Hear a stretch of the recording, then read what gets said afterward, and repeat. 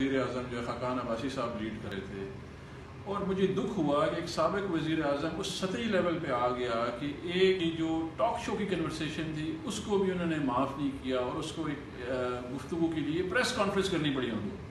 تو اس سے اندازہ ہو سکتا ہے کہ اپوزیشن کتنی سطحی لیول پہ آ گئی. ان کے پاس کوئی ایجنڈا ہی نہیں ہے.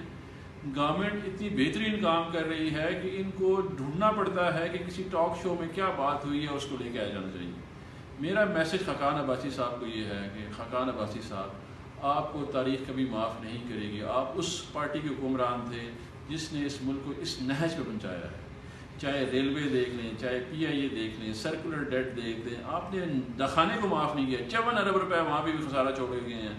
آپ نے تو یوٹیلیٹی اسٹور کو معاف نہیں کیا، 14 ارب روپے کا خسارہ وہاں چھوڑ کے گئے ہیں. 1200 ارب کا آپ نے خسارہ چھوڑا، سرکولر ڈیٹ چھوڑ کے گئے ہیں آپ لوگ. آپ کو کبھی بھی یہ قوم معاف نہیں کرے گی، یہ یاد رکھیے گا.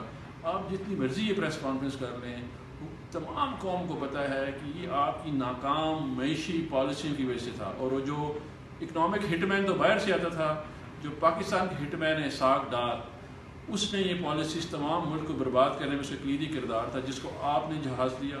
آپ اس کو ملک سے باہر لے کے گئے، اور یہ تاریخ میں آپ کو کبھی قوم معاف نہیں کرے گی کس طرح اس ملک کے مجرم کو آپ نے باہر جانے دیا.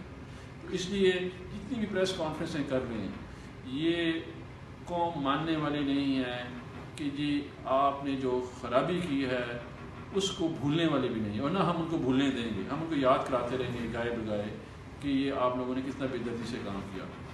ابھی اس وقت تحریک انصاف نے جو آپ کی بری پالیسیز تھیں ان کو ڈائریکشن دی ہے، بہتری کی طرف جا رہے ہیں، اور انشاءاللہ پاکستان 2019 میں ایک بہترین ملک ہوگا اور سب خوشحال ہوں گے انشاءاللہ.